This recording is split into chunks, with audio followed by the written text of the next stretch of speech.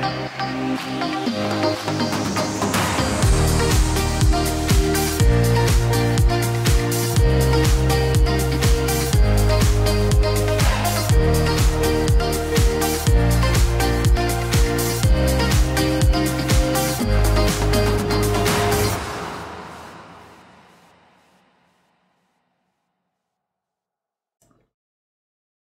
halo.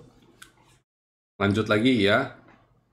Saya akan bikin ulasan dalam time frame yang lebih panjang ya, dalam time frame weekly. Bagi Bapak Ibu yang belum pernah nonton video weekly ini, silahkan Bapak Ibu nonton ya. Saya punya rekamannya beberapa. Saya sudah buat video weekly ini dari bulan, kalau nggak salah bulan Agustus apa Juni, saya lupa. Cukup banyak lah.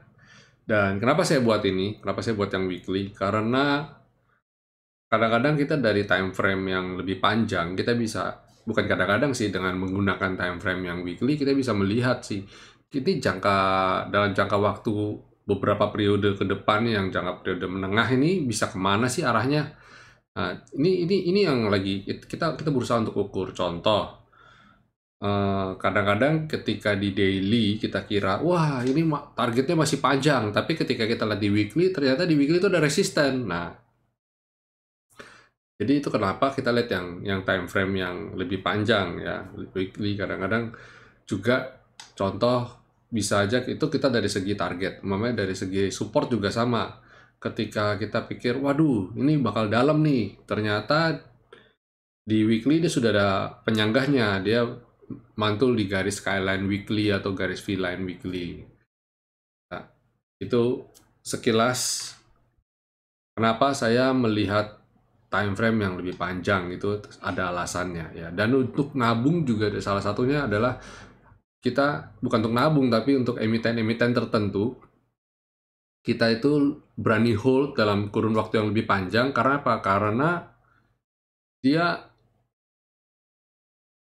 di chart weekly-nya bagus banget gitu loh, posisinya masih uptrend gitu. Jadi ketika dia koreksi, nggak apa-apa, ini kesempatan untuk buy on weakness. Jadi kita beraniin aja, beli dulu gitu.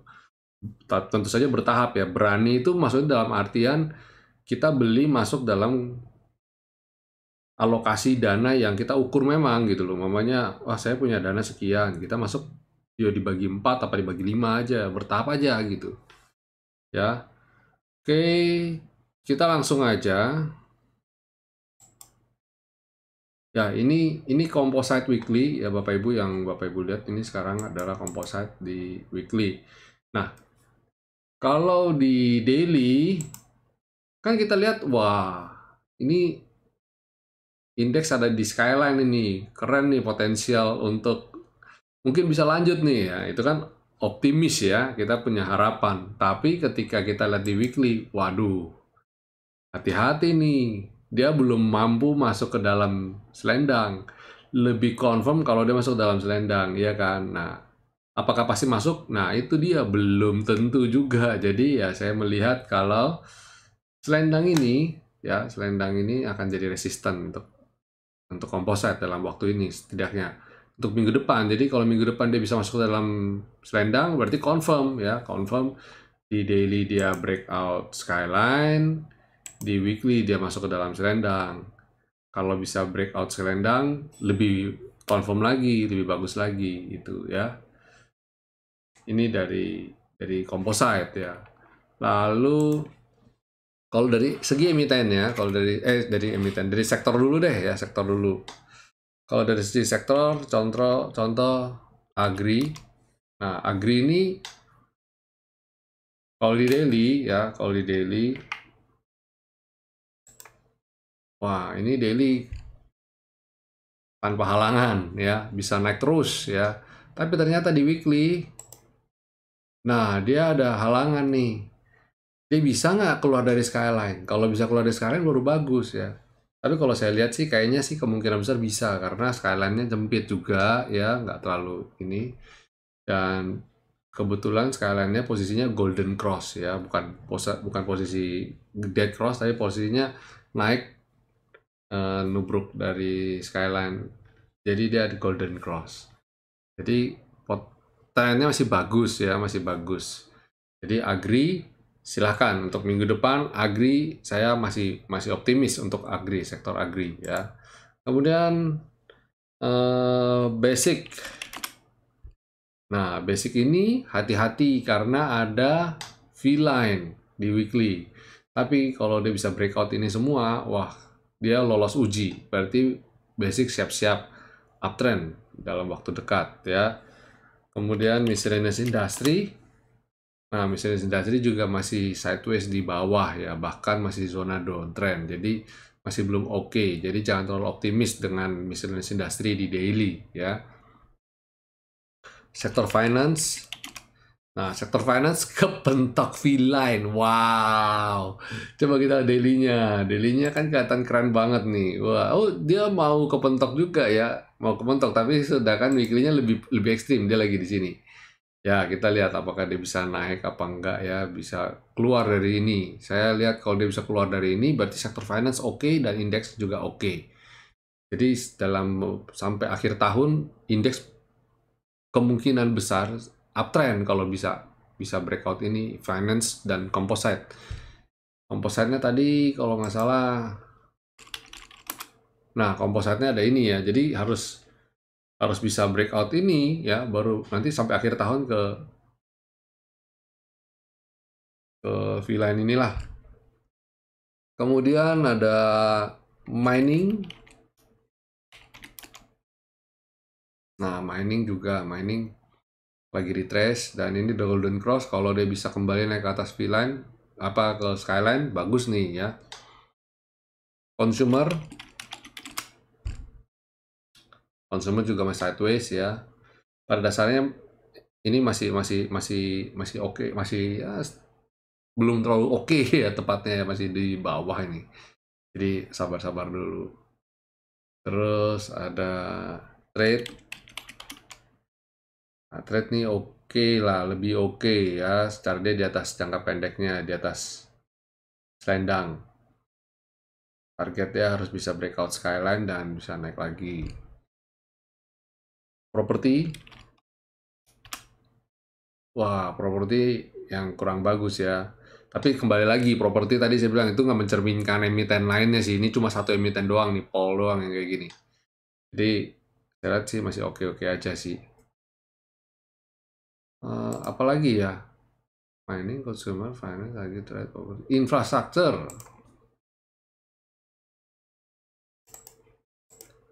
Nah, infrastructure juga lagi mau bangkit, mencoba untuk bangkit ya.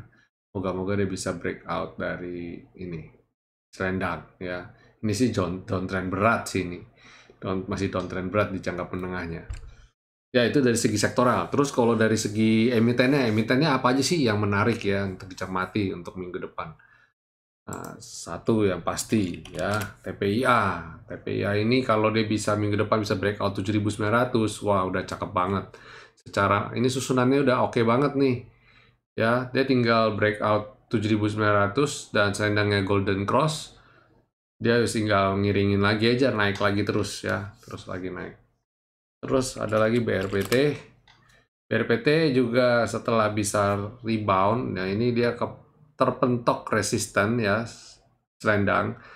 Kalau dia minggu depan bisa masuk ke dalam selendang dan bisa breakout selendang, ini bagus banget ya, bagus banget. Silakan untuk tetap hold BRPT. Kemudian MDKA ini juga keren banget.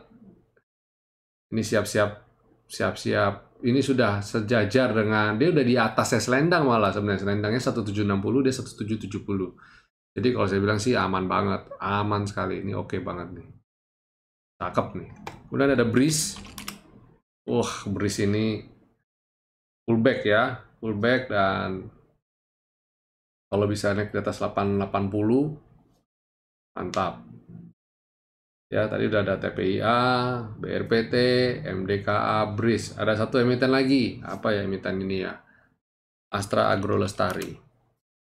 Wah, ini target saya dia harus bisa breakout apa namanya V-line. Ini saya sering sebut G pattern ya. Ketika dia naik, pullback, dia breakout. Kalau dia bisa breakout ini, wah itu cakep banget.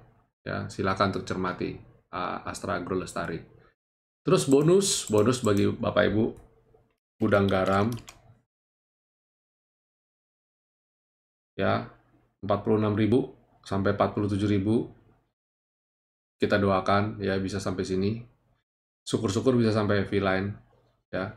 Kemudian HMSP masih belum oke ya. Saya lebih concern di gudang garam, tapi ini juga pada dasarnya dia juga support ya. Ini support cukup kuat juga kayaknya. Targetnya dia harus bisa ini breakout ini areal skyline. Kalau dia bisa breakout, oke nih. Ya ini sih style 3 uang sih sebenarnya sama gudang garam ya. Targetnya ke sini dulu 1650 atau 1900-an. Ya, itu 2 emiten bonus dari saya. Ada beberapa emiten lagi sih sebenarnya yang bisa kita lirik ya. Nanti saya akan coba bantu ulas di grup ya, grup VIP tentu saja. Dan bagi Bapak Ibu yang mau berminat untuk join, silakan PM saya aja.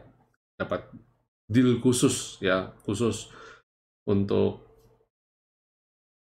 ini masih bulan promo ya, jadi manfaatkan kesempatan. Nanti setelah ini harganya naik seiring dengan indeks yang sudah akan rally, harga untuk join juga pasti naik. Oke, sampai jumpa di minggu depan. God bless semua, happy cuan, stay safe and stay healthy. Oke, bye.